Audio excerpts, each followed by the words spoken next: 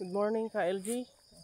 One of our follower requested to speak in English so that they will understand what we are saying in our content. So I will try my best, okay, to speak in English, but not all times, okay, because my nose is bleeding, you know.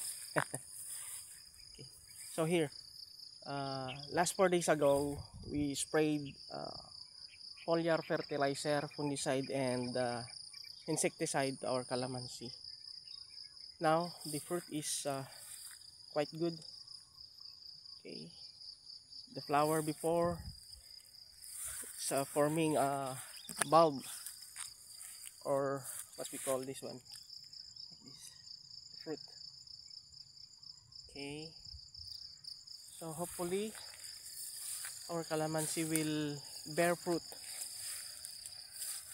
abundance of fruit from this upcoming December, so that we can harvest.